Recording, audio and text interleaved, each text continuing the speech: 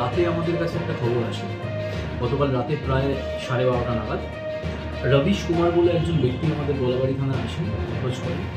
Rubbish Kumar ইনি basically বিহারের বাসিন্দা, বিহারের বেগুসরাই জেলার বাসিন্দা। তো ইনি যে কমপ্লেনটা করেন সেটা হচ্ছে, ইনি একজন ব্যক্তির নাম বলেন যার নাম হচ্ছে বিমলেশ কুমার।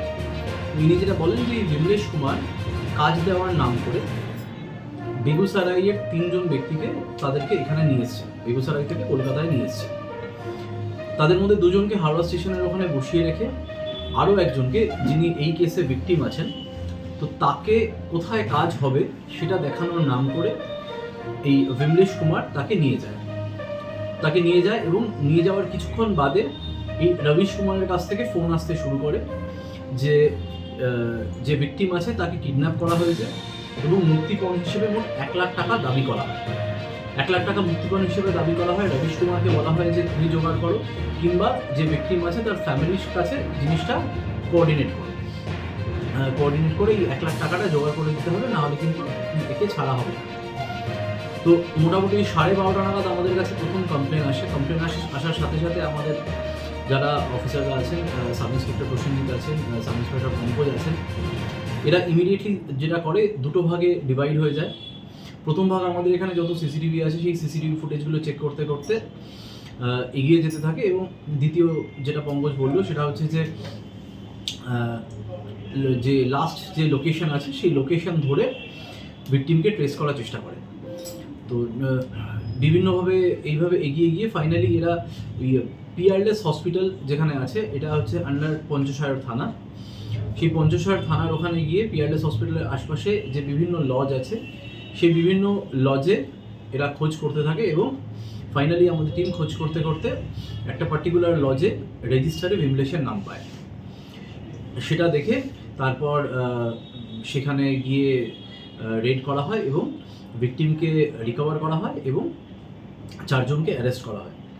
এই পুরো অপারেশনটা শেষ করতে আমাদের টিমের প্রায় 4 থেকে 5 ঘন্টা লেগেছে। যে 1 লাখ টাকার মুক্তিপণ চাওয়া হয়েছিল সেই 1 লাখ টাকা তো ডেফিনেটলি দিতে হয়নি। যে 4 জনকে আমরা অ্যারেস্ট করেছি তাদের নাম হচ্ছে বিমলেশ কুমার, মঞ্জার আলম, জিয়ারুল রহমান লস্কর আর দীপজয় ব্যানার্জি। এই 4 জনকেই আমরা 8 দিনের পিসি পেয়েছি। এবার বাকি ইনভেস্টিগেশন করে দেখা যাবে যে পেছনে কি আছে। হ্যাঁ, এটাই আমরা বোঝার চেষ্টা করব। অলরেডি তো আমরা 4 জনকে পেয়ে গেছি, তো যদি কোনো গ্যাং থাকে তাহলে হয় পুরো গ্যাংটাই বাস্ট হয়েছে, নাহলে গ্যাংয়ের মেজর পার্ট বাস্ট হয়েছে।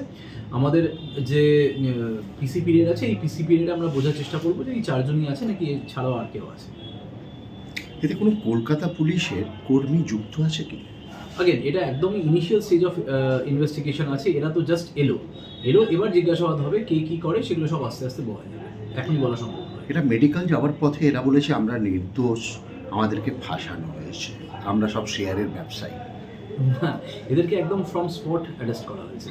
আমাদের টিম এদেরকে অন স্পট অ্যারেস্ট করেছে এবং তার সাথে কিন্তু ভিকটিমকেও রিকভারি করেছে। আমাদের কাছে যা যা সায়েন্টিফিক এভিডেন্স দেওয়ার আমরা সবটাই দেবো। আচ্ছা, এই লেবার নাকি? হ্যাঁ, ইনি অ্যাকচুয়ালি মানে লেবার কন্ট্রাক্টর এনেছিলেন। বিমলেশ নিজেকে লেবার কন্ট্রাক্টর পরিচয় দেয় এবং ইনি লেবারের কাজ করার জন্যই আসছেন। কলকাতা বলেছিল কাজ দেখানো।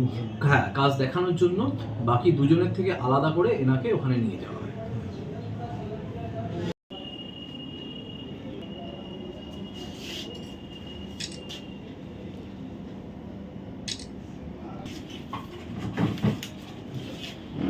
ঠিক আছে, আপনার একটু কথা বলবো।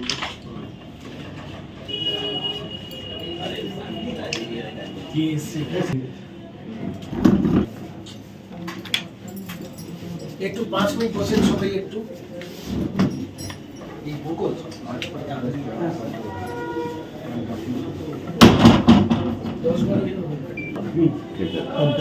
তোলা কমপ্লিট। এই আসল ব্রাহ্মণ এসে গেছে।